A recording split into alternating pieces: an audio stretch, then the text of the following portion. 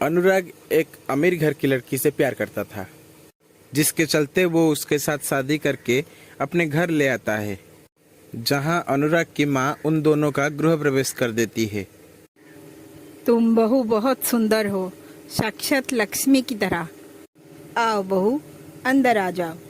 सुशीला की बात सुनकर प्रिया अंदर आ जाती है, जहां उसकी ननद उसे कहती है, भाभी जी, अब थक गई होंगी, चलिए मैं आपको आपके कमरे दिखा देती हूँ, वहाँ पर आप आराम कर लीजिएगा।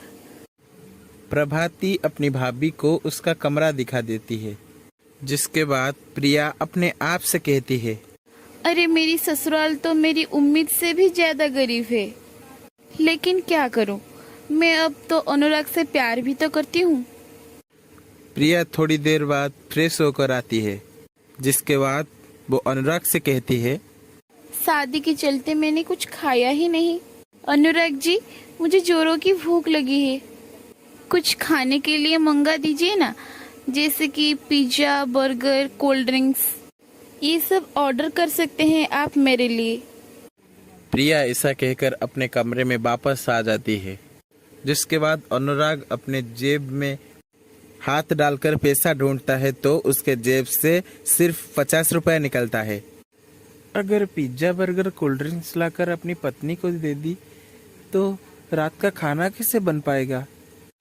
आज इसे घर का खाना ही खिला देता हूँ, कल अगर पैसा आ जाएगा तो बाहर से मंगवा दूंगा।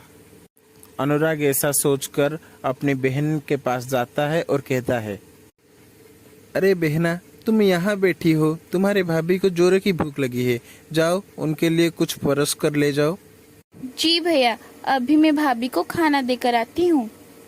प्रभाती खाना परोसती है और अपनी भाभी के लिए उसके कमरे में ले जाती है, जहाँ खाने की शक्लें देखते ही प्रिया खाने की थाली को फेंक देती है और कहती है, अरे तुम्हारा दिमाग खराब हो गया है क्या? ये जानवरों जैसा खाना मुझे खिलाना चाहते हो? मैं ऐसा खाना नहीं खाती। मैं खाना जोमेटो से ऑर्डर करती हूँ या फिर स्विगी से। कहाँ है तुम्हारे भैया? यहाँ बुलाओ। और तभी वहाँ पर अनुराग आता है और कहता है, अरे ये थाली नीचे गिरी हुई है, क्या हो गया? बोलो क्या हुआ प्रिया, क्या हो गया? तुमने खाना क्यों नहीं खाया? कितनी बार आपको कहा, आपको समझ ही नहीं आता कि मैं तुम्हारे जैसा जानवरों की तरह खाना नहीं खा सकती।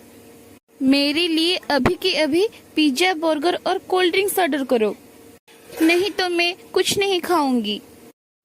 प्रिया की बात सुनकर अनुराग को कुछ भी नहीं समझ में आता और वो अपने जेब से 50 रुपए निकालकर अपनी पत्नी को दिखाता है। अरे 50 रुपए में मेरे लिए क्या आएगा?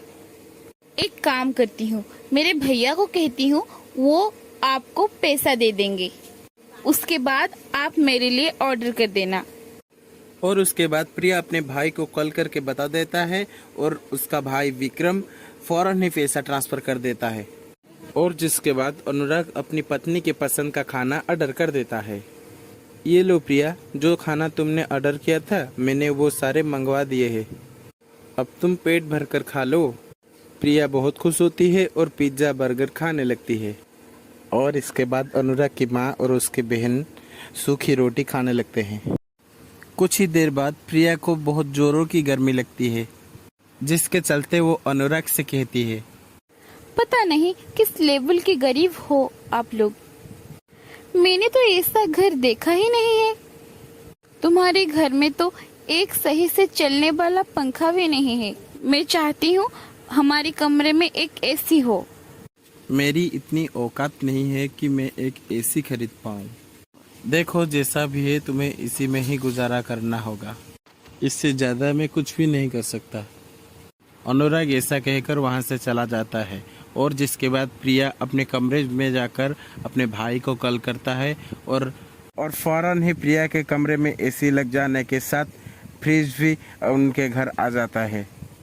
चलो, ये तो बहुत अच्छी बात है, और अब मुझे ज्यादा दिक्कत नहीं होगी। और उसके बाद प्रिया एसी की हवा खाकर बहुत खुश होती है, जिसके बाद वो फ्रिज से ठंडा पानी लेकर पीती है, और ये सब सुशीला देखकर कहती है, अरे बहू, तू इतना ठंडा पानी मत पी, कहीं तेरा गला खराब ना हो जाए। तुम जैसों को गला खराब होता होगा क्योंकि तुम कभी ठंडा पानी नहीं पीते। हमारे तो बचपन से ऐसा शौक रहे है, जैसे कि हमारे आगे कोई है ही नहीं। अब ठंडा पानी है, इसमें कौन सी बड़ी बात हो गई। चलिए माँ जी, अब ज्यादा मत सोचिए। ये सुनकर सुशीला को बहुत अजीब लगता है। ये सुनकर सुशीला कुछ भी नहीं कहती। इसके बाद प्रिया अपने कमरे में बहुत बोर हो जाती है, जिसके चलते वो अपने पति से कहती है, कितना खाली खाली सा लग रहा है मेरा कमरा, देखो ना। आपको नहीं लगता हमारे कमरे में किस चीज की कमी है? मेरे हिसाब से तो किसी चीज की कमी नहीं है। सोने के लिए बिस्तर है, हवा के लिए पंखा है, और अब तुमने एसी भी लगवा लिया है। अब किस चीज की कमी है? और देखो तो यहाँ ठंडा पानी पीने के लिए फ्रिज भी है। मैं सारे दिन बोर हो जाती हूँ। मेरे मायके में बड़ी एलईडी थी, वही बड़ी वाली स्क्रीन पर मूवी देखने में बड़ी मजा आती है। मैं चाहती हूँ हमारे कमरे में वैसा भी कुछ हो। तुम्हें पता भी है बड़ी स्क्रीन वाले एलईडी कितना महंगा होता है, और इतना खर्चा करना मेरी बस की बात नहीं है। तुम्हारी शौक तो दिन ब दिन बढ़ती जा रही है। ये सुनते ही प्रिया को गुस्सा आता है और वो गुस्से से कहती है, अरे बोल तो ऐसे रहे हो, मेरे सारे शौक तुमने पूरे किए हो। अरे मेरे माता पिता और भाई ना होता तुम्हारे घर पर एसी और फ्रिज नहीं आ पाता। ये सुनते ही अनुराग को बहुत बुरा लगता है और वो बिना कुछ कहे ही वहाँ से चला जाता है। कुछ ही देर में प्रिया अपने घर पर कॉल करके बड़ी स्क्रीन वाले एलईडी टीवी मंगवा लेती है।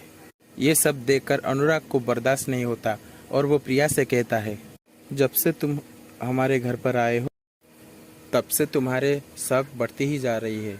तुमसे शादी करने से पहले ही मैंने सब कुछ तुम्हें बता दिया था कि मैंने तुम्हारे कोई भी शौक पूरा नहीं कर पाऊंगा, लेकिन ये सब चीज़ तुमने अपने माता पिता से मंगवाया और तुम्हारा इच्छा पूरा किया, क्योंकि मैं इसका लायक नहीं हूँ। इसीलिए मैं कहता हूँ तुम अपने आगे की ज़िंदगी भी अपने माता पिता के पास ही गुजार दो, क्योंकि मेरी इतनी औकात नहीं है कि मैं तुम्हारी सारी शौक को पूरा कर पाऊँ। ये सुनते ही प्रिया के पैरों के नीचे से ज़मीन खिंच जाती है, और जिसके बाद प्रिया को पछतावा होता है और वो रोते हुए अनुराग से कहता है, आपने ठीक कहा, मैंने कुछ ज्यादा अपने शौक पर ध्यान दे रहा था, जबकि मुझे आपके परिवार और आपको ध्यान देना चाहिए था। लेकिन आप मुझे सही समय पर सही बात समझाया। मुझे माफ कर दीजिए, इसके बाद ये गलती दोबारा नहीं होगी। और उसके बाद प्रिया अनुराग के साथ और उनके परिवार के साथ खुशी खुशी रहने लगता है।